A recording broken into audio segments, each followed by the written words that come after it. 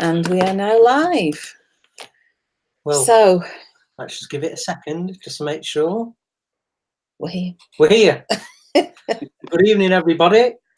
Hope you're all doing very well and you've enjoyed this, hopefully where you are. Quite a pleasant yet windy day. So we have. Yeah, we've got a lot done, haven't we, today? Yeah, got a lot done today. Yeah. So we've got quite a few things to talk about. Yeah. But I'll let you introduce our guest. Yes. This week, because I think you say it so much better than I can. So this week on At Home with the Fishers, episode 9, we have Wayne the Woodturner with us. So welcome, Wayne. We're really delighted to have you with us. Yeah. Hi, Wayne. So let's just see who's on as well. So we've got Wayne Bigfoot Woodcraft, Deborah Beardall, Cy Smith, David Julie, Andy Pugh. So hello, everybody. Good evening, everybody. Wayne Bigfoot Woodcraft says, hope you are both well. Valerie is an avid viewer now as well. Oh, that's nice. Cool. Thank and you. They're in Italy. So welcome, Wayne, to At Home with the Fishers. Yes, another one of thanks for having me. Our live maker guests. So Wayne is very popular in the woodturning and maker community. He's one of the usual suspects at the events and Maker Central and New Kit and Harrogate. So I'm sure. You were going to say bar there, Chris. Hey, yeah. So there's lots of people out there that know him and get to chat to him and follow him on YouTube and stuff. So shall I tell you a bit more? Yeah. Wayne has been turning since 1986. Ooh. And you need to talk about this, but I believe he uses an Axminster lathe. All right. Cool. He also lives in Dumfries in southwest Scotland, and he has a YouTube channel that he started in September 2017. So I hope that was correct. Amazing. Yep. All correct. Good. Was that he lived or lives? Lives in Dumfries. Oh, lives. Yeah. I like it round there. I had a couple of days up there a few years ago, Dumfries and Galloway, and I was just taking my camera and doing a lot of black and white photography, and it was fab. I loved it. It was really. It is. It's a lovely area. It really is. Yeah. I had a really good few days. So, shall we start straight off? Let's make a start, and we have the same questions as we always have, but obviously it's a different person, so we'll get a different take on those answers, and we'll learn a little bit more about Wayne. Yeah. So the first question is, why do you make? Why do I make? Probably because I always have done. My dad was a mechanic. He did a lot of stuff outside work to make extra pennies. Mechanicking wasn't one of the things that realistically I thought I might end up doing, but I ended up being a mechanic for 16 years myself. Right. I was a mechanic in the army, and a lot of the places where I was posted, the type of workshop that we had, it was sort of 1- and 2-man workshops. So if we didn't have anything, basically we had to make it. Yeah. So it came from there. The woodturning side of things was when I was leaving the army. I got what we had then, I don't know if they do the same thing now. It's a pre-release course. And Jane and I had just bought an old cottage just outside Dumfries, which needed some work on it. So I did an introduction to the building trades. Right. Bit of bricking, bit of plastering, painting and decorating. Plus, they let us loose in the joiner's shop where there was a lathe. And that was it. Yeah. Went home on leave and bought a lathe, and I've been probably buying them ever since. Yeah. So that's realistically why I do what I do. Yeah. In the past, I've done other things. When the first extension we had on the cottage, basically we had the shell put up, and then we did everything else ourselves. Fitted the windows, put the plasterboard up. I did all the electrics, all the plumbing. I didn't do the actual plastering myself. That is just something I can't do. Can't do that to save my life. So we've got somebody in to do that, but we did everything else. Yeah. So Wow. that's why I do what I do. Well, that's really cool, and it sounds like you've got a great skill set there, and people that are really good with their hands have always been good with their hands, and they always will be. Yeah. Isn't it? You know. Well, this is what the maker community is like, I think. You know, it's people who are good with their hands, and then they just go from there. Yeah. So you've been turning then over 30 years? Yeah. Wow. That's a long. I have. That is a long time. One of these days, I might be able to do some good with it. So, do you have a lot of your pieces in your house then? I've got a few. How many have there? Well, yeah, I have got a few. Mainly more of the artistic type ones I've still got in the house, because it's difficult trying to find an outlet for them. Yeah. Yeah. So yeah. Do you sell a lot of your work? I try to. Yeah. I certainly try to. Like I was saying to you earlier on, with this one particular cooperative I'm a member of, having to restock the shelves like every fortnight when I'm in the shop. The stuff just seems, and funnily enough, it's mainly the coloured work that's selling. Yeah. Right. The sort of round and brown stuff doesn't seem to sell that well, but the coloured stuff does. Yeah. Yeah, I think people like something that's got a bit of an artistic element to it. Yeah. I think it appeals to people. So obviously, all these people who are on the chat now, they all know you, and I know that you're well known in the wood turning and the maker community. What do you think the maker community has given you? I think probably a bit more of an identity. It's certainly given me, in some ways, an outlet for me work. It's certainly given me a hell of a lot of inspiration. Yeah. Like I was saying again earlier before we went live, Glyn Senior of Yorkshire Grit, he's been a great help. What? Hey, what's it called? Yorkshire Grit, the Woodturner's abrasive priest, the original and the best.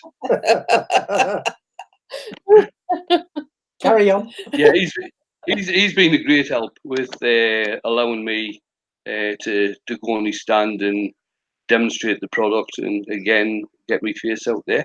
Yeah. Mind you, not necessarily a face you want to see all the time, but getting it out there anyway. So you said that the maker community inspires you. Who's inspired you, and what has that led to? Steve Trudell has inspired me a hell of a lot. He has his down times, if you like, but he always seems to bounce back. Yeah. His ideas, and I don't know where he gets his ideas from, but some of the stuff that he turns out is absolutely exceptional. And I wouldn't have even thought of even trying to do stuff like that. I mean, especially the turn banana. Everybody talks about the turn banana. I used to turn a lot of fruit at one time, but whenever I did bananas, I always did them on a bandsaw. Yeah. I'd never even thought about sticking a piece of wood on and turning a banana on a lathe. Yeah. You know, so there's certainly these thought processes. Who else? Martin Saban Smith and his colouring. Yeah. Absolutely brilliant what he does with colours. Trying to think of others now. I think just the community in general, to tell you the truth. Yeah. Because there are some exceptional people out there. Yeah. Yeah, I mean, we love the maker community, and especially things like Makers Central, because there's such a camaraderie and people genuinely want to help each other. We just love that, and I don't think you find that in many other places. It just seems to be something very special about the maker community. It does, and especially people who are, that's probably wrong saying especially people, but certainly people who have attended Maker Central and actually seen what the camaraderie is like, and how easy it is to actually to speak to the really, really well-known YouTubers. That's something that's I found amazing, because in some ways they are celebrities within a certain area. Well, for sure, some of them, are within their own spheres, quite famous now because of YouTube, and they've, they're earning a bloody good living out of it, and some of them, have been featured, like Laura Kampf, that's been on Adam Savage's, one of the former Mythbusters. Yes, she's been on his YouTube channel a couple of times. And obviously you've got, the main man, Jimmy DeResta, who's had his own TV shows and he was filming. So you're quite right there, Wayne, to get to rub shoulders with these people, and they're not huge egos. Like, look, we're all the same. No, they're not. The thing that got me to going back to last year's Maker Central, I remember it was on the Friday evening. I was standing outside at the Hilton, talking to a couple of guys, and Jimmy walked up and said hello, and he was asking if I was a YouTuber. I said yes. He went straight on and subbed, and we stood and had a chat. And the next day, you've got people queuing for hours to get the DeResta sign spray painted on them. You know, I mean, it was just, I thought, bloody hell, I was just chatting to him last night. It is incredible. Yeah. Yeah, that's what's so nice about it. They are just normal human beings. It's funny, Maker Central just gone, and the one before, on both occasions, as we've got to the Hilton, I've heard your voice outside. in that little group of people that stood outside just having a quick cigarette. But yeah, that's twice I've walked up, and obviously, very distinct for me. I can't see, and I don't. In fact, no one's ever described you to me, so I'll let Nicola do that. But I'm walking up, and I hear this, excuse my French, but why man sort of.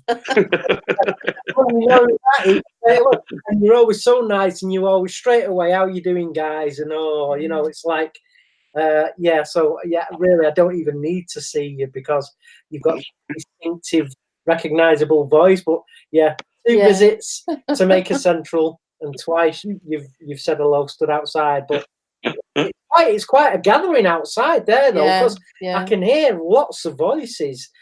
So it's busy inside the lobby. It's hot. You can go outside. You can have a cig with your mates, but you're still talking about all the same stuff, I gather.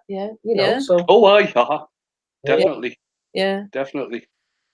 We've got a question. David Julie's asked, what lathes do you use? Right, I've got a small Axminster lathe, which I bought a hell of a lot of years ago, purely for if I was going to travel about doing demonstrations or maybe at shows and things like that. So I've got that one. The daily lathe I use is a Axminster 1628. Right. I've had that for a good few years now. I think I got that just after they came out. And I've got the Jolly Green Giant, the VB36.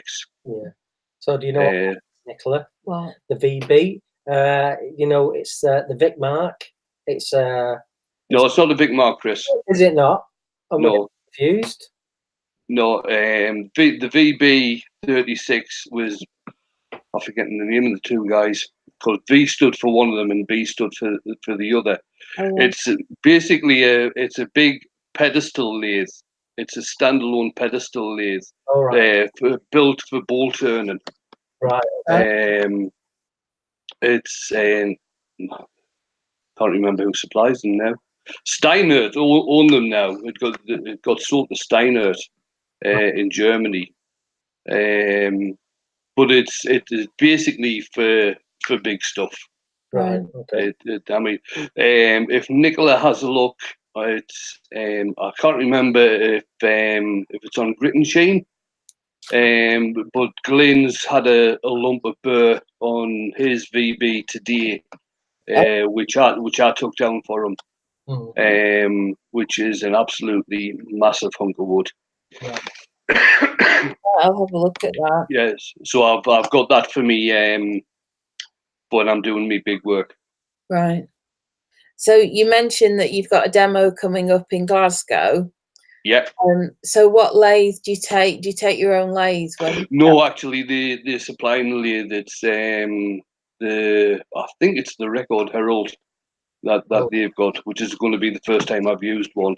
But luckily, you know, if I can take all my own chucks and everything, because the same spindle size.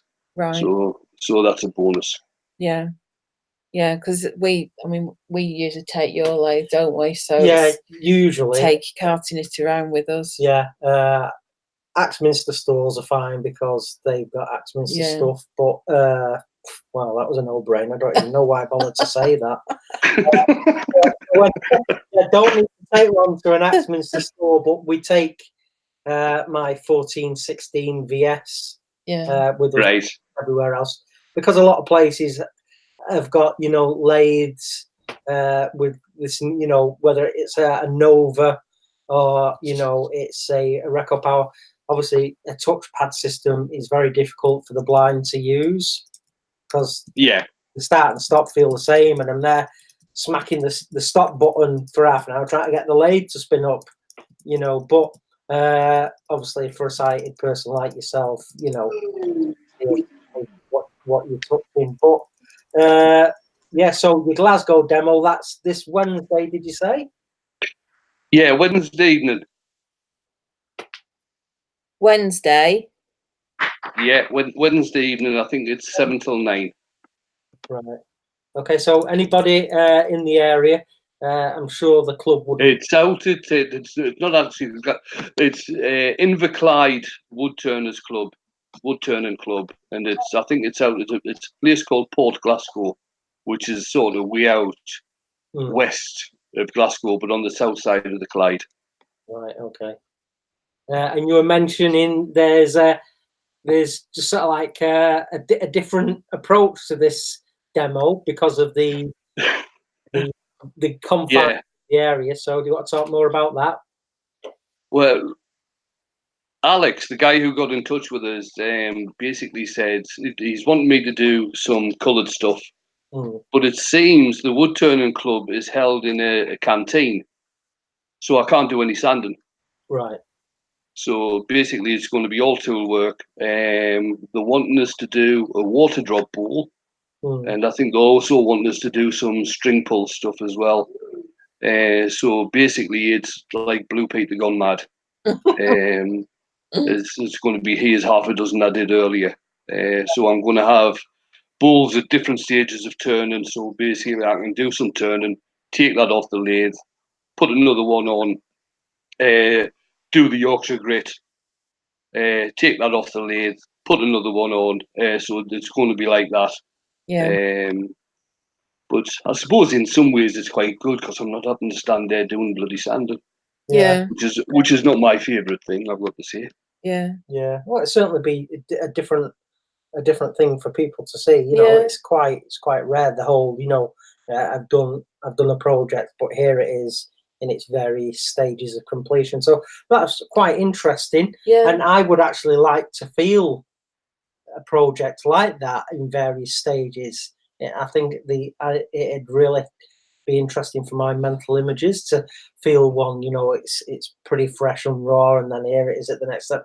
Be quite interesting that. So I'm sure it'll be an epic demo, even though you can't sand. I think you must have to really think through your preparation to make sure you've got everything at the right stage. Oh yeah, Right. it has taken. I say I've got about 5 bowl blanks, all in different stages of preparation. I've actually got them lined up. Yeah. Right. So I'm going, right. That's the one where I'm just purely mounted on the lathe and turning the bottom. Yeah. That's the one. The next one, the bottom's already turned and sanded to 240. So now I'm doing the Yorkshire grit. Yeah. Yeah. Then I can actually flip that one round and do the top. But then I've got another one that's been sanded to 400, where I can start doing the paintwork on it and the water and everything. Yeah. And then I've got one sort of which has gone through just about the whole process, and I'm just turning the bowl out of it. Right. And then I'm doing a similar thing for doing the string pull technique as well. I've got vases at various stages of turning, so I can sort of just take one off and put another one back on. Yeah. I think it'll be really interesting for your Yeah. audience. That I think it's a very, very different take on a demo, but I think it sounds really interesting. And I really do. It'd be good to sort of for them to see all the way through the process, because as you said, you needed 24 hours between one of the stages for drying. Well, yeah, when you're putting the water on, when you're putting the water drops on, and then you paint over the top of the water drops, it's got to be left for 24 hours for the water to evaporate or dry. Yeah. So it leaves the water drop effect. Yeah. So it's not actually something you can do in one session. Yeah. Yeah. That's a good way of getting to the end of the project. Yeah. Ella Mackay said, "Hi Wayne," from David McClernon, and then David's come on and said, "Hi everyone," and he's asked, was just wondering, what do you do with your products when finished? How does he mean? What do I do with them? I don't know. I presume, does he mean at a demo? Oh right, it's a demo. Now I did a demo at my woodturning club in January. That was basically it was split into morning and afternoon. I did the morning demo, and somebody else did the afternoon one. But what I did in the morning, I did the part turned the water drop bowl. So I actually got the base coat down, then the water drops, and then the 2 different coloured paints to give the water drop effect. And I actually left it there as a raffle prize. Yeah. So it could actually stay at the club until the water had dried, and then whoever won the raffle prize could take it home and finish it off. Yeah. I'm not very sure on Wednesday what they'll actually be doing with the if they have a raffle or anything like that, but hopefully they will. Yeah. He's added a bit more. He said, "Sorry, meant sell or go to craft fairs." Well, you're part of this arts and crafts co-op. Yeah, I'm a part of 2 arts and crafts cooperatives where they both have shops. So I've got stock in them. I only tend to do how many? Probably 2 or 3 craft fairs a year. I'm doing a weekend one in August. That's up at a local castle. That's quite a big event. It's like the country fair type thing. What castle? And that? Drumlanrig. It's just outside Thornhill, Right. not far from Thornhill in Dumfries and Galloway. So I'll be doing that. I think that's around about the 18th of August, and they do a big Christmas craft fair as well, which is an absolutely beautiful setting. It's I think I put photographs up last Christmas. It's right outside the castle itself. It's absolutely gorgeous. Yeah. Well, it's just such a lovely area. Mm. We've got another question from Deborah Beardall. Is wood turning a full-time job for you, or do you have another line of work? I'm retired. Just recently retired. I retired on the 6th of May. Yeah. I tell you the truth, it still feels like I'm on holiday at the moment. I'm still waking up on Monday morning thinking, what am I doing at work today? And then obviously I'm not. Yeah. So I am retired, so I am doing more turning. Trying to get me name out there, trying to get me face out there, and hopefully get on the demo route. Excuse the dogs. No, well, they're trying to get their names out there as well. Yeah. Yeah, well, it's easier for them. They're louder than me. I know.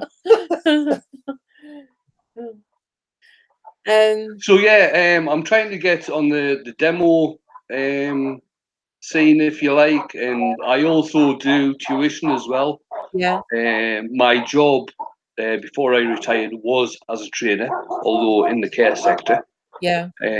But so I am used to training people, and I have got a fair amount of experience with turning, so it would be nice to pass that on, even if I do get paid for it. Well, I mean, you've got 30 years. That's a lot of experience to share with people. And it's, I suppose, you know, you can, the world's your oyster, really, isn't it? You can do as much or as little of it as you like. Well, that's it. Yeah, exactly. Yeah. So what sort of things do you love to make? At the moment, it does tend to be coloured and textured work. Yeah. That's what I really like doing. It tends to be stuff that's around about 10, 12 inches diameter, maybe 2 inches deep. Yeah. For like the bowl dishwork, stuff like that. And sort of vases, which go anything from sort of 4, 5, 6 inch diameter, 8, 9, maybe 10 inches tall, stuff like that, with different textures and colours and finishes on them. A related question: where do you source your wood? Do you have a good source of wood locally? I have now, although all the wood I get from this guy is wet. Right. It's all green wood, but it is dirt cheap. Yeah. He works on an estate. He's a forester on an estate, and he does know quite a few woodturners around this area. He does know what the wood's worth. It's just that he's, I think a lot of the wood that a lot of the trees that he brings down just goes for firewood. Yeah. So whenever he's bringing something decent down, he tends to send the message out to come and have a look. So got that. We don't have any particular place within Dumfries and Galloway really for buying dried wood blanks. So any wood that I do get from around this area tends to be either air dried or green. Yeah. Okay. Cool. So tell us something that the maker community doesn't know about you. I had to think about this one because I've known the sort of people in the community or some people in the community for quite a while. But something that people might not know is that I am a keen cook. Oh, right. A keen cook and a keen baker, although my baking tends to be on the savoury or bread side of things. Yeah. So you're safe with your cupcakes, Nicola. Well, I do love my baking. Chris is the cook, really, in our house. I mean, I can cook, but it just doesn't interest me in the way that baking does. Right. And yeah, I like making my cakes. Years ago, my mum and dad had an Aga, and I used to bake bread, probably every couple of days. Just because, I certainly bake bread every week. yeah. Jane's favourite meal for a Saturday is pizza. So I make pizzas from scratch every Saturday. And depending on the weather, depends on whether I fire up the pizza oven, because Right. I've got a wood burning pizza oven. Oh, have you? Wow, Yeah. interesting. And believe it or not, once that gets up to temperature, that will cook a pizza in under a minute. Yeah, yeah. They're great, those. Oh, they're fantastic. Yeah. There was a guy who came to like a I don't know what you call it. It's sort of a park, you know, an outside park. And he used to set up his, he had a horse trailer with the pizza oven in it. And that was the best pizza I've ever had. Oh, yeah, It was definitely. just amazing. It was quite unlike anything else. So I'm quite envious of your pizza oven. Well, never say never. The wood in that you can't use. Yeah. But I'm sure, you know, the pizza oven, you know, it's like Wayne was just saying that, you know, it gets up to such a great temperature, but you're going to have the, you know, the added, well, Wayne, you explain better because I've never eaten pizza out of a proper pizza oven like that. Oh, you've never lived. But what does because I know what a barbecue's like, but what does that heat and that smoke do? What does it taste like? Because the thing is that there's not a hell of a lot of smoke.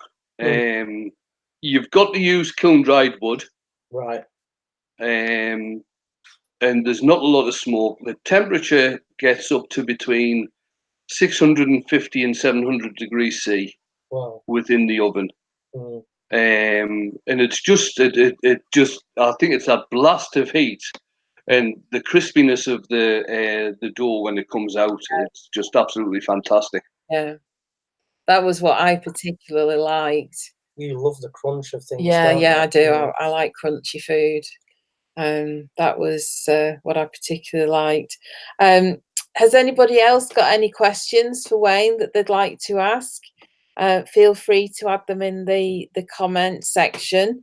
Have you got anything else you'd like to ask, Wayne?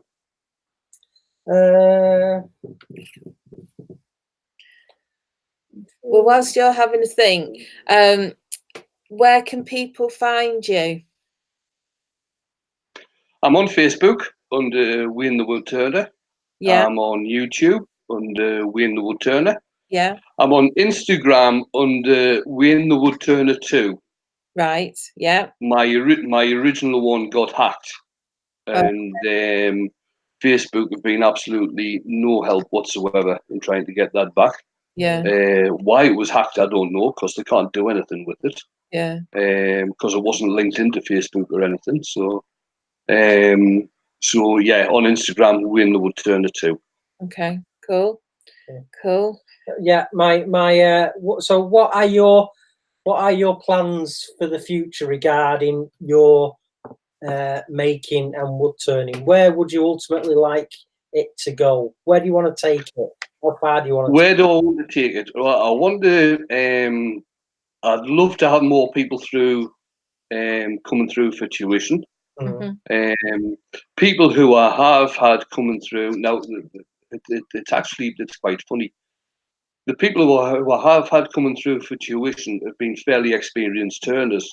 But they wanted to do more on the colouring side of things. That was basically what they were wanting. Yeah. And they are members of wood turning clubs, and they've gone back, and I've had messages from them saying that they've given me name over to whoever organises the demos and stuff. Yeah. Obviously, it's too late for anything this year. Yeah. Because for, I would say, all of the wood turning clubs this year, everybody's been booked. Yeah. So hopefully I'll get some phone calls next year, and hopefully I can get on the demo circuit next year. That would be ideally what I'd be after. Yeah, excellent. So we might see you at Red Rose. Yeah, you might well do. Hopefully. Yeah. Well, certainly there was I'm forgetting where he was. There was a guy from Cheshire down at Maker Central, who was interested in getting me booked for next year. So cool. Well, that's awesome. But let me just have a quick look at the questions. Wayne Bigfoot Woodcraft said, "Best pizza ever can only be cooked in a wood-fired pizza oven. I am surrounded by restaurants at the moment that throw everything into the pizza oven. I just cry at the quality of wood that they burn. Oh, jeez. Andy Pugh, now you're retired, are there any new skills or hobbies that you're going to have a go at?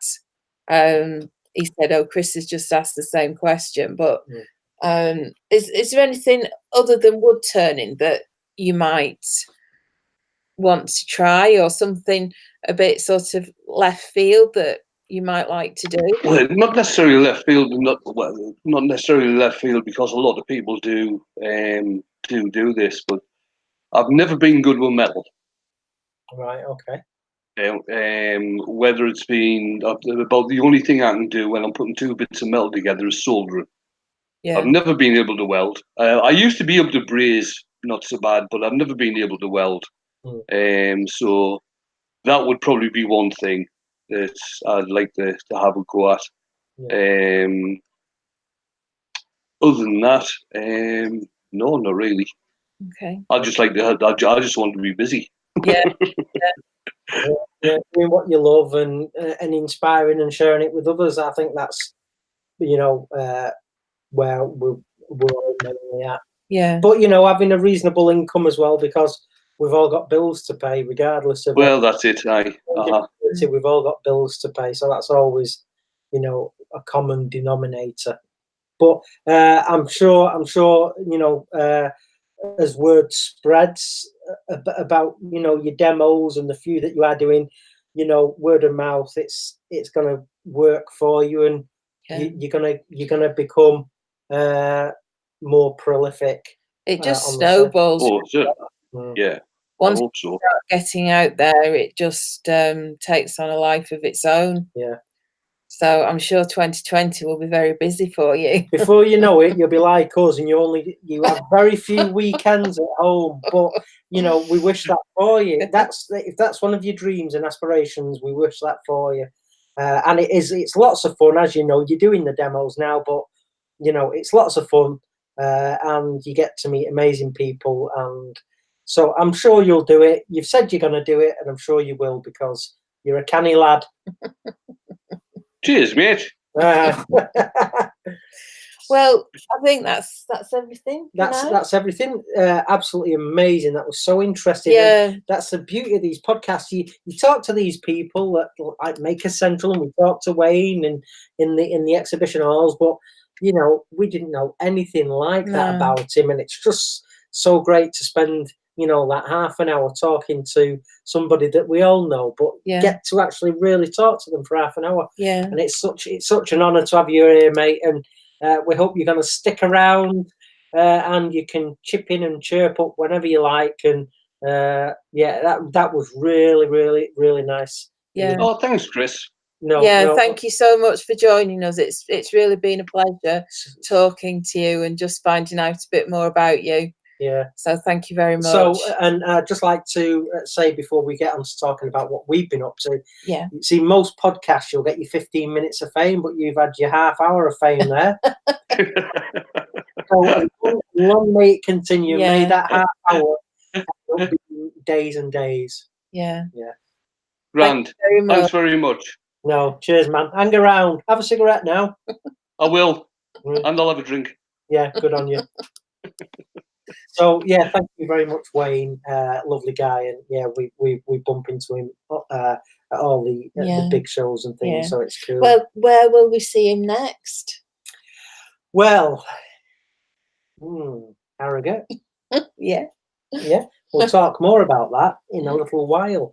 But should we start as we often do chronologically? Yeah. So what should we start with? Is it what we sort of like got up to the last part of last week? My bowl? Is that where we're going to start? Yeah, you can start with that if you want. Okay, you're sort of like carrying on with the texturing and colouring theme that Wayne loves so dearly and he's getting a reputation for. And I say reputation, I mean that, obviously in a good way. A good way. Yeah. So I, as you all know, I aspire to be the blind version of Nicola. So and I spent the day with the guy last October, an absolutely amazing day.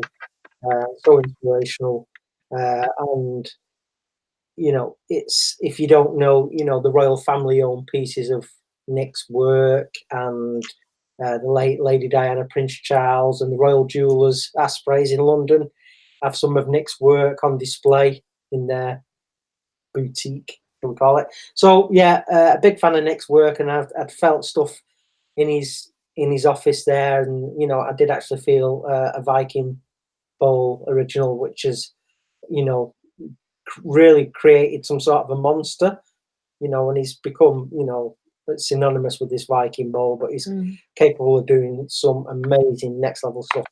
Anyway, I had another crack at a Viking bowl. So I've got it here.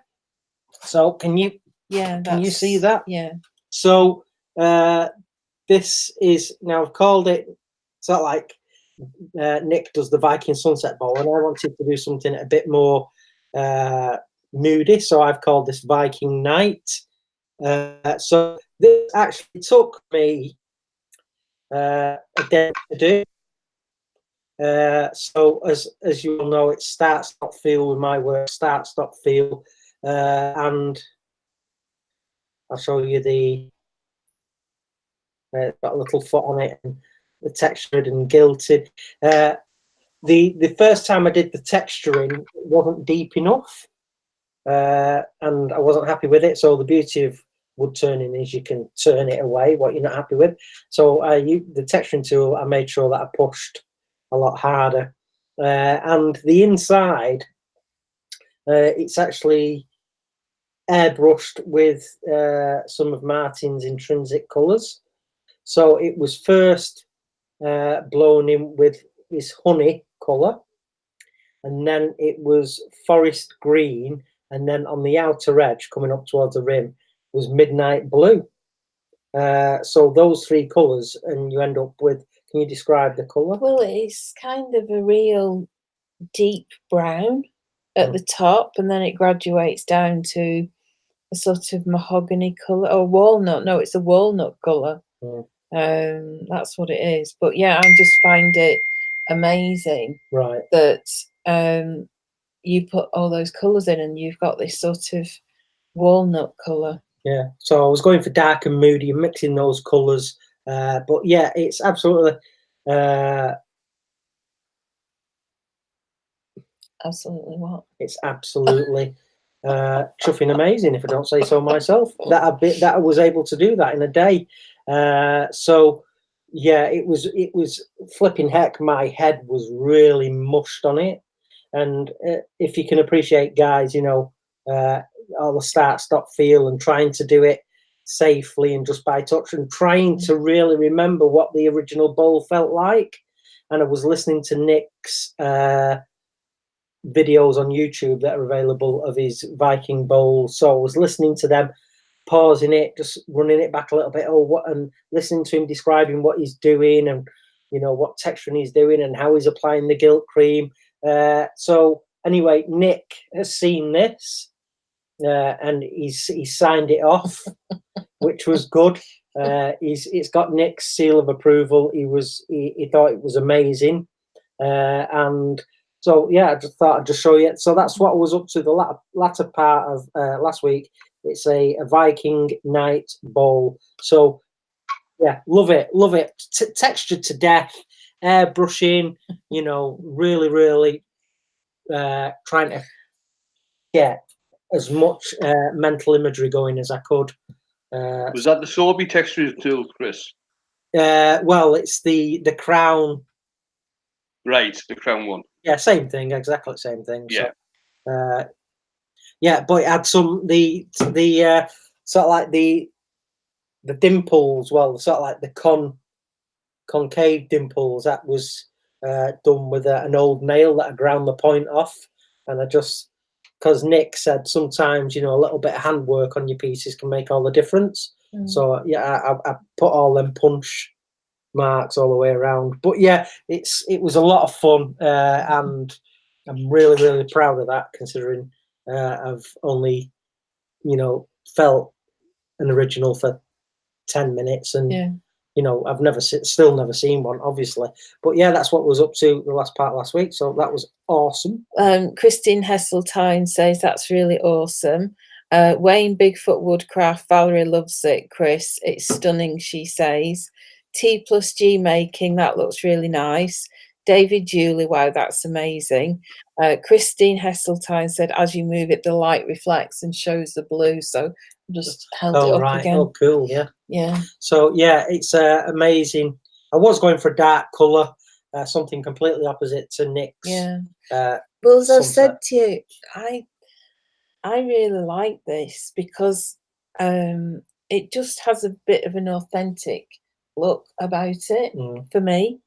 I think with the colours, I could imagine this being a Viking bowl. Yeah. But I love this, the way it looks metallic. Yeah. And the inside, it feels really good. Yeah. So all you sighted folks out there that are turners, you know, it won't take you anywhere near a day to do yours. You should be able to do one, I think, within a couple of hours, really. But obviously, yeah, give it a go. Yeah. And yeah, they're a lot of fun, actually, a lot of fun. The Viking Bowl, inspired by Nick Agar. So that was that. We talked to Anni and John Furniss. Oh yeah, we did. That was interesting on Saturday. Hey, Bam Bam. Bam was just sneaking in between us. Well, you were both featured last year in was it Fine Woodworking or Fine Woodworking? It was a magazine. I think it's in America, an online one called Fine Woodworking, and they'd done a piece on blind woodworkers, and Chris was featured. We hadn't been approached about it. It was really just a grab from the website, and they'd used some of the text from the website for the piece. But we're not bothered. Oh, no, we're not bothered. But we ddidn't really know about it until they got in touch. Well, we only knew about it because John and his wife put a post and tagged you in on it. So that was how we came across John Furniss. And he's also a blind woodworker and a turner. Yeah, as well. I think he doesn't do a lot of turning, and he's what lathe he got? He's got a Harbour Freight lathe, he said. Yeah, but he really loves it. And then I was telling him about the texturing tools and things like that. So his wife Annie was taking notes of the stuff that I use. But he's big into his flatwork, cabinetry and tables. John lost his sight when he was 16. He's totally blind, same as me. So, you know, we're both black blind. And as we were talking, it was like, you know, I would say something, he went, yeah, man, that's exactly what it's like for me. And as he would say something, I'd say, yeah, and that's what it's like for me. We had so much in common. And how we described our blindness to each other and the way we feel and the way we work, it was like we were mirror images, almost doppelgangers. But when you're totally blind and you're working with wood, you know, we instinctively work a certain way. You know, so again, there's that common denominator. When you're blind and you're a maker, you sort of like solve the problem and work a certain way, but it's a way most of us find the answer to them problems, and it's very similar. And they were from Washington State over on the West Coast. And he said as well that he didn't want his eyesight back. No, same as me. It was quite funny in a way. Because we were having conversations with them that you and I have had as well, and there were lots of similarities with Annie and me as well. And photography. It was like they couldn't believe how similar our lives were on so many different levels. But yeah, like me, you know, he's totally blind. I'm totally blind. We love what we're doing, and we love how we do it.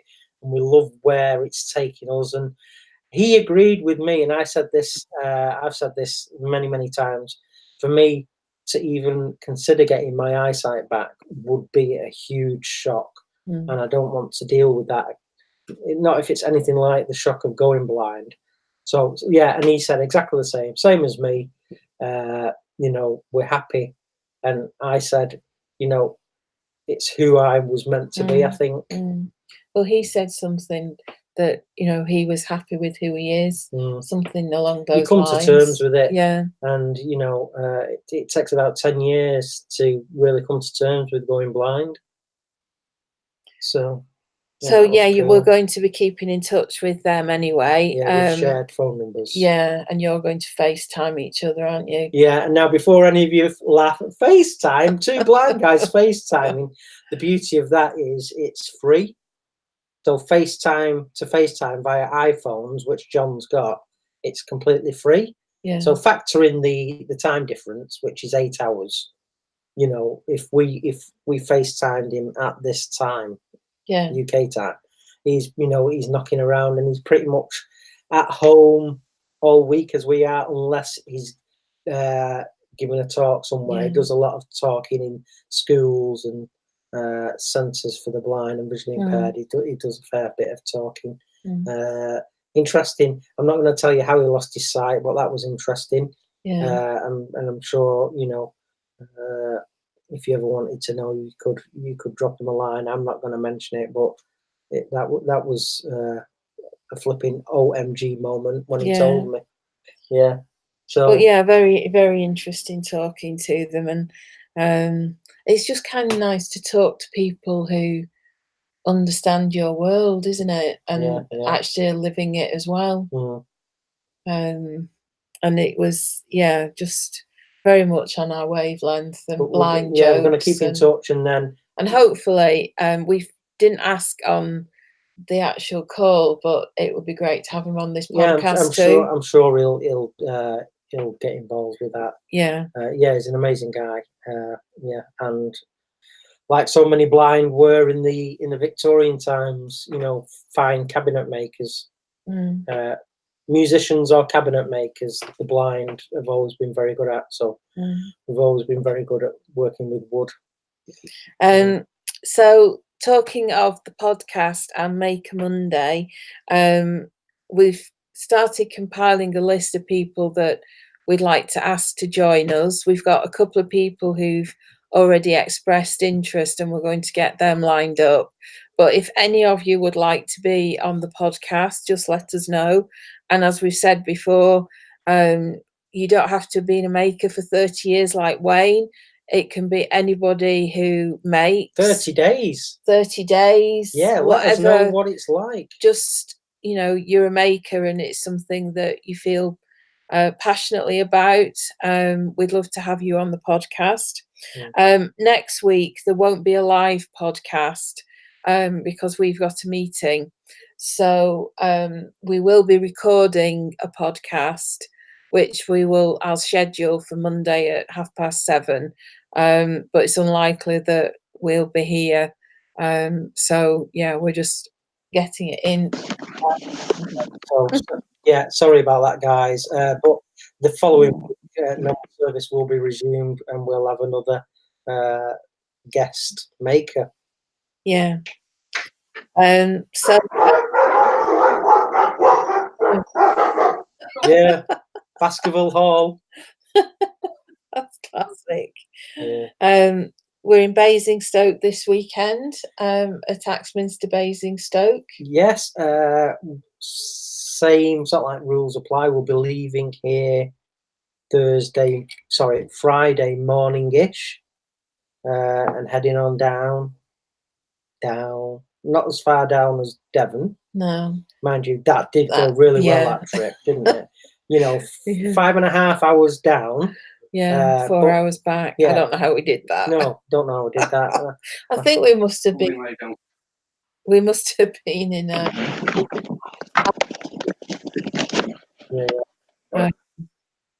Yeah. So yeah, hopefully it won't be too bad a journey. No. So what are you going to make? Have you decided? I haven't actually. No, I have not. Do a Viking bowl. Do a Viking bowl. Yeah, well, that'd be the full day taken up. But yeah, that is a possibility. I may do a Viking bowl, and I'm sure Nick wouldn't mind. He has said, doesn't mind people replicating such a famous piece, as long as, he gets the credit for it, and which I always do. If anybody inspires me to do work, anybody, it's nice to say, look, this isn't exactly 100% my idea, it's my take on it, but yeah, don't forget to credit who's inspired that particular piece. But yeah, good idea, Wayne, a Viking bowl. I think you should. And I said to you today, it's a real shame that you didn't make a video. Yeah. When you were doing that. Well, I didn't even know. It's like I chucked a piece of wood up. Sorry, well, put it on the faceplate, started turning it, and I thought, it just popped in my head, as is often the way with me. I thought, I'm going to give a Viking bowl a go. And, it's like I'd just been listening to videos again of it and stuff like that. I wasn't certain I was going to do it on that day, but it's just like, no, I'm going for it. And I did. And it ended up the way it did. So, yeah, Viking bowl then. That'd be a good... It would be cool. It would be cool, because you'll be there all day. So you'd have enough time. Yeah, I might as well. Yeah, all right, it's done. I'm doing a Viking bowl at Basingstoke. We'll say inspired by Wayne the Woodturner. Idea suggested by Wayne the Woodturner, inspired by Nick Agar. Yeah. All right, well, there you go. Just for you, Wayne. I'm doing a Viking bowl at Basingstoke. So, oops. Yeah. So, yeah, we're off to Basingstoke, which is Martin Saban-Smith's neck of the woods, Hampshire. Yeah. So that should be cool. Hopefully we can pop along. So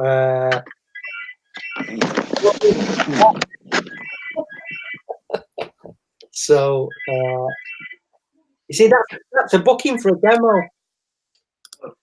I'm going to sneeze. Bless you. Bless Excuse you. me. Did everybody hear that? Probably. Sorry. Right. So the other thing, this week, I went into Manchester. I had an early morning meeting, and afterwards, I thought, well, I'll spend a bit of time and do some photography. So it was quite funny. I was walking up a road, and I was just really deciding whereabouts I was going to go. And this woman stopped me and she said, "Are you all right, love?" I think she thought I must have looked a bit lost, but I was just trying to decide where I was heading. And then I went down a side road to look for some street arts, and I was stood outside the back door of a bar or something like that. They had beer kegs at the back door, and on the wall there was some old signage in the brick, sort of, I don't know, like etched in, and it was very faded. So I was trying to get some decent pictures of that, and this guy came out and said, "Are you all right, love?" I said, "Yeah, I'm just photographing." But it was quite funny. But I also, whilst I was in town, I got some little plastic envelopes. I've been looking for some. I wanted some that were sort of that size. What's that size for the people that don't see this? Oh, right, yeah. So these are just over 6 centimeters across. So when I fold the top down, it will be about 6 centimeters square. And this is going to be, these photographs are from Inkify, and they're just tiny. So I've got some of my street art photographs printed, and the idea is that I have left some already, but now I've got these little envelopes that I like. I'm going to do some more.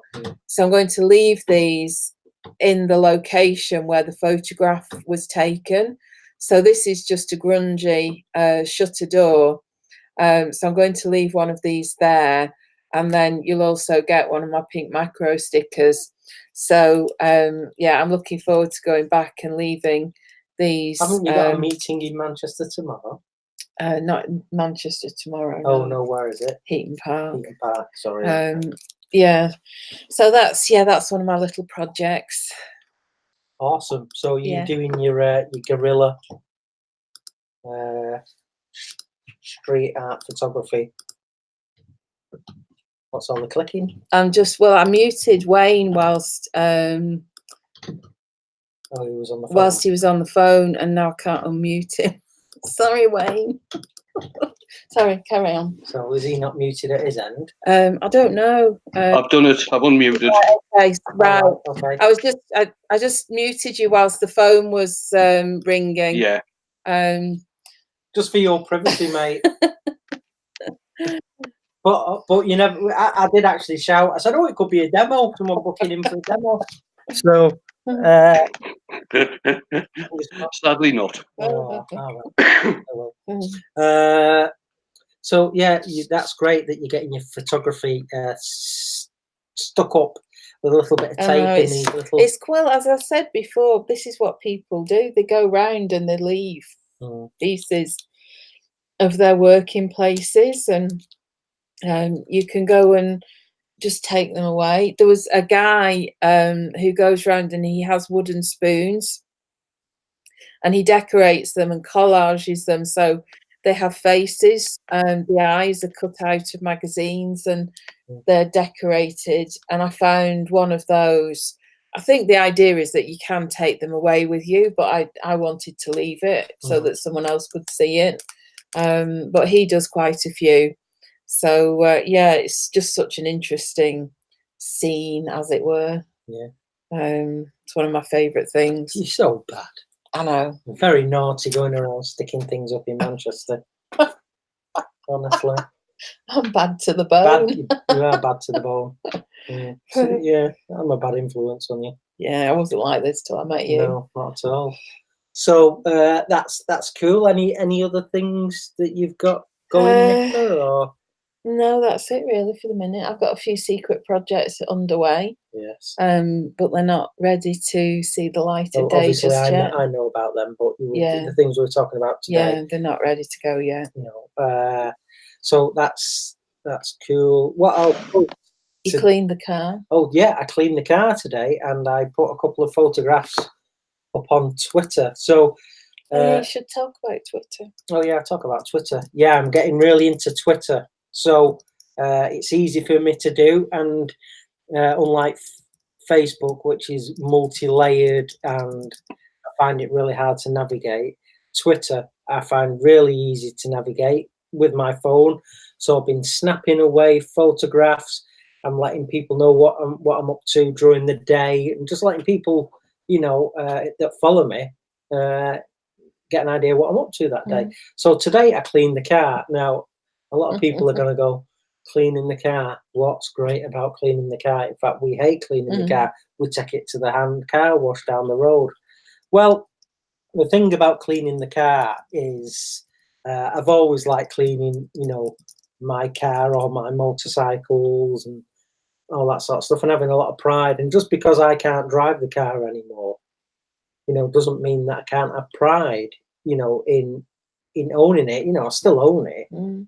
It's nice sitting in a clean car. Yeah, and I don't want Nicola driving around in, something that hasn't had a wash for 10 months. It's, because, Nicola goes into the city centre and she has business clients and meetings and everything. So, I want the car to look nice. So, yeah. What's so great about cleaning the car? Well, the great thing about cleaning the car is doing it when you can't see what you're doing. So last week I hoovered the car out, and that took me all morning. And it's like the same process on the inside as the outside, and it's exactly the same process as when I'm wood turning or making a meal or doing anything. It's that, and I said this on Twitter. It's that diligent adherence to a routine. So I really enjoyed it, and it wasn't raining and it was breezy, which is great. I was going to power wash it with the Karcher and snow foam it. I've got a snow foam attachment, and I love to blast all the dirt off first with the Karcher and then snow foam it and then blast that off and then hand wash it and rinse it and then do all that. But it was too windy, and I thought, I'm going to end up wetter than the car.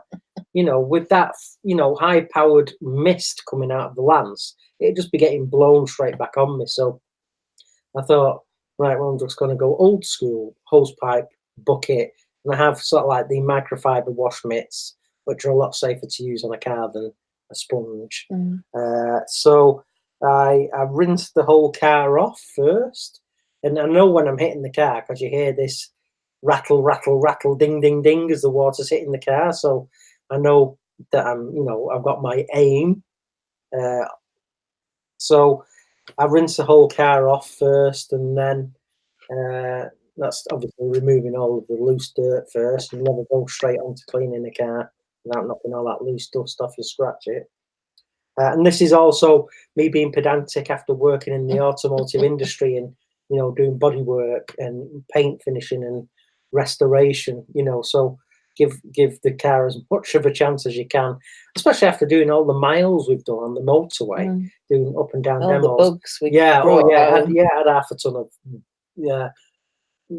bug splatter on the front. So rinse the whole car off, and then basically what I do is wash a panel and then rinse a panel. Wash a panel, rinse a panel, and work around the whole car that way, including the bonnet and the roof. And doing it that way, I know that I'm not going to miss any part of the car. And I always like to keep the car wet all the time. So, as I move around, and it's not like it was reasonably warm today and blustery, I keep soaking the parts of the car that I've just washed, and so work all the way around the car doing that way. Wash a panel, rinse a panel, and then I'll soak the car down again, and then get a microfiber drying towel and make sure that's damp, and then I'll hand dry the car, and I make sure I do the windows and the wheels.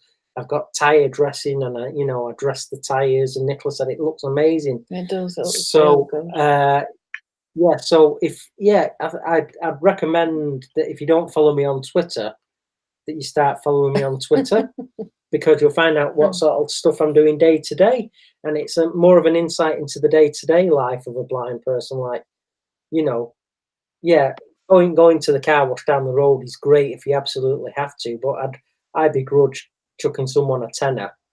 And then Nicola gets back and says, "Well, I bloody missed a bit. There's a triangle of dirt there on that back panel." I'm like, "Flipping it, you're paying someone to do that. I can do a better job than that, and I can't see what I'm doing." So, I've spent a few hours on it. Oh, yeah, it was just hours. It was all morning, wasn't it? So, that's what I did. It does look lovely, though. That's what I did. So it's had a good hoover out last week inside, and it's had a good wash and buff today. I haven't polished it, but I've used lots and lots of wash and wax. But yeah, it's getting ready now for another polish. So yeah, that was cool. Thoroughly enjoyed it. Hard work, but it was a good car washing day. Yeah. So that's it, really. Oh, are we saying anything about Harrogate? Yes, we will. I had an interesting phone call the latter part of last week. Now, the Axminster group, I'm saying Axminster Tools and Machinery, the Axminster group, they have some sort of like satellite businesses that are part of Axminster, and one of them is Brymark Tools, and they were in attendance at Maker Central. Now, Brymark Tools are one of the country's main importers for Tormek and Proxon, and of course you can buy Tormek and Proxon in Axminster stores. So we was talking to Megan from Axminster / Brymark, Clive from Axminster / Brymark, and Pontus, who's a Swedish guy, and he demonstrates and represents Tormek all over the world, does all the trade shows and craft shows in America, everywhere, Pontus. So we're talking to him, and I was saying that, I use all the Tormek jigs, but on a not as well-known version of the Tormek, and that was simply because at the time I didn't have the money and it is a considered purchase, a Tormek, and they're expensive, but it's of its type, the best out there. So I was saying, I'd love a Tormek, but could never afford one, but I use the Tormek jigs. which are so easy to use, and it's repeatability and so safe for me. So anyway, when we got to the Devon headquarters, there was that new T8, which I've done the unboxing video of and talked about. Anyway, the phone call was about having me demonstrate on Tormec's stand at Harrogate. So it's 99% certain that they're going to book a stand there. So I'll be on stand with Clive of Brymark Tools and Pontus, who is Swedish, Pontus of Tormec. So I'll be demonstrating, doing a bit of turning, and then demonstrating how easy it is to use the Tormec water-cooled sharpening system with the jigs. So that's pretty cool. So that's a 3-day show, isn't it? Yeah. So it sounds like to be confirmed, but pretty certain I'm demonstrating at Harrogate this year for Tormec. And apparently Axminster, because they sponsor me, are completely on board with it because it's part of the Axminster Group Brymark that import Tormec. So it's not really a conflict of interest. So, and apparently Darren, who's one of the directors of Axminster, it was his idea anyway.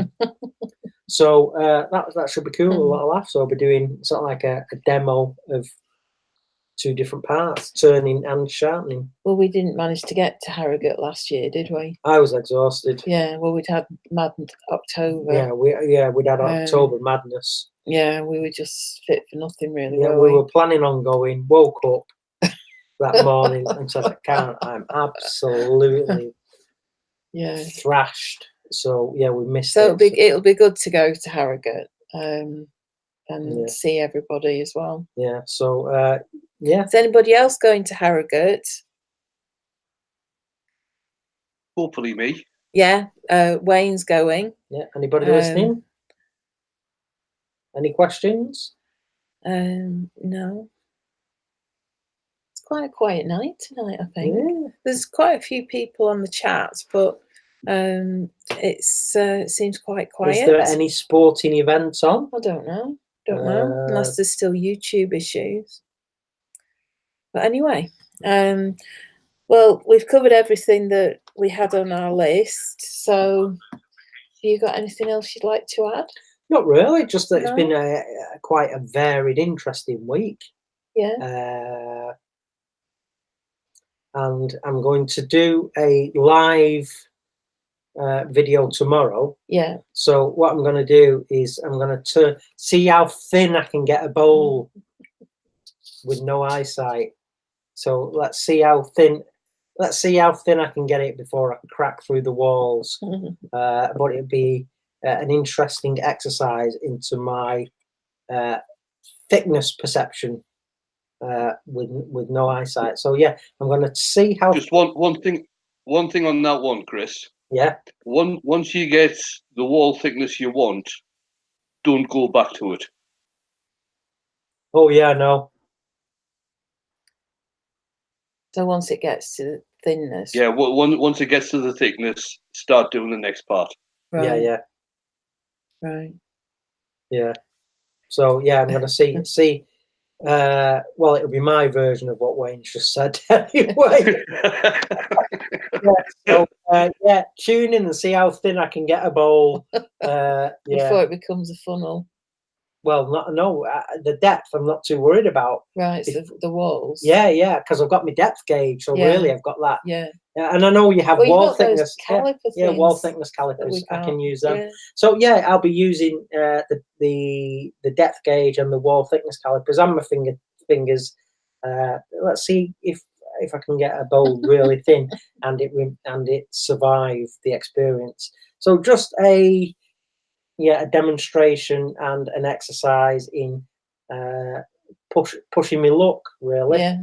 I'm pushing my luck tomorrow. That's what I want to do. Push my luck. And then you can do some piercing work on it. Yeah. That's right. Yeah. Deborah Beardall, I think she's going to try and go to Harrogate.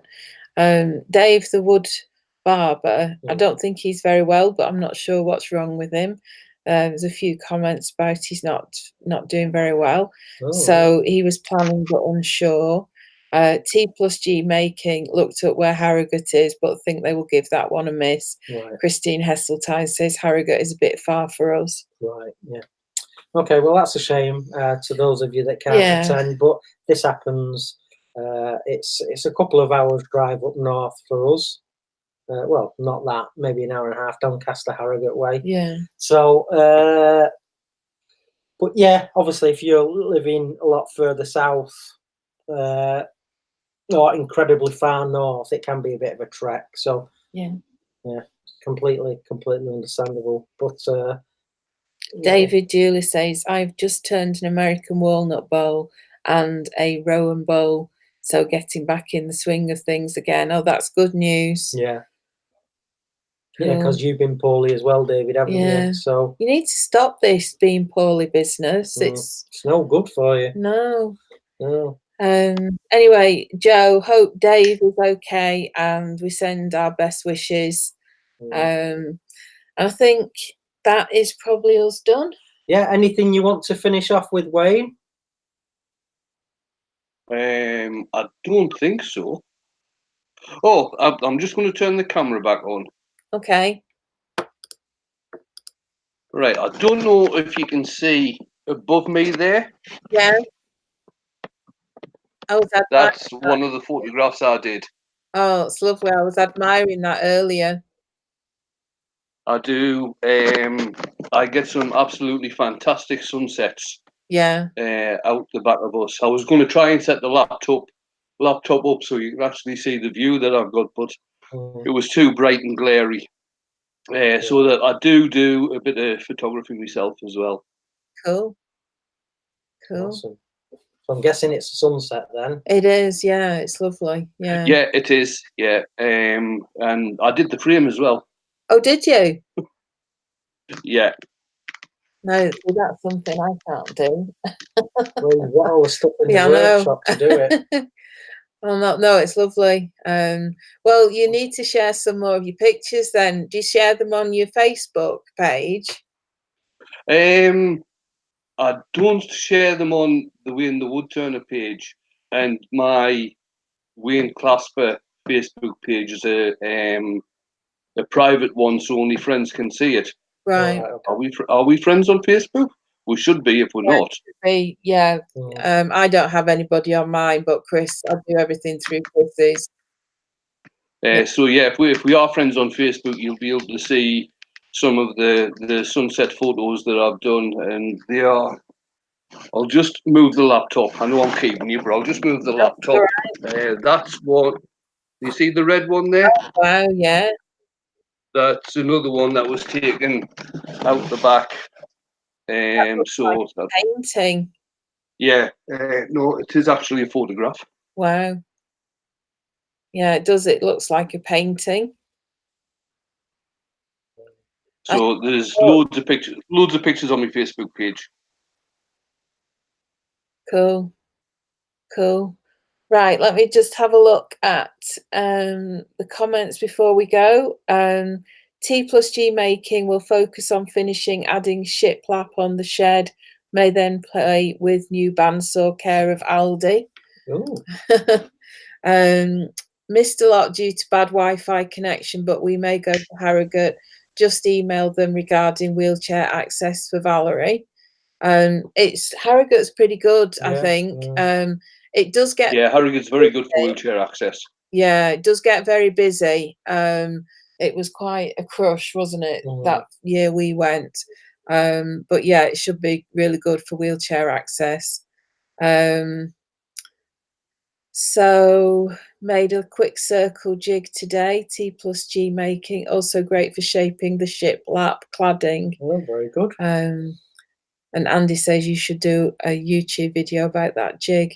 So good. Sounds like lots of making and stuff going on. Yeah, lots of creativity going on, which is what we like to hear. Lots of people getting in the workshops or getting out in the garden, making and building and expressing what they're feeling, what they're thinking, and turning it from a dream into reality. Absolutely amazing. Love it.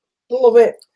So on that note, and thank you so much to Wayne for joining us tonight. Yes, thank you very Thanks. much, Wayne. It's been a pleasure. Thanks for the invite. It was a pleasure. And really interesting, mate. Yeah, really, really interesting. So we shall bid everybody adieu. Yeah. Don't forget to follow me on Twitter at Blind Woodturner. Yeah. And find out what I do. I'm posting pretty much every day, and I've sussed out how to take photographs and include them. Yeah. And if you can join us tomorrow evening, 7:30 p.m. UK time in the workshop, pushing me luck, see how thin I can get a bowl. Yeah. And that's on the Blind Woodturner channel. Yeah, the Blind Woodturner channel on YouTube tomorrow. So thank you so very much. Yeah, and thanks everybody for joining us. We really appreciate it. And please don't forget to consider coming on as a guest. Yes, we'd let love us to know. have you. And please, please, please, please do not be bothered if you have only been making a short time. We don't just want sort of like very experienced semi-professional artisans. We want rookies. We want everybody. We want everybody. It's a show for everybody. So yeah, let's have some rookies. Right, that's us then. So we shall say good night. Bye. Bye.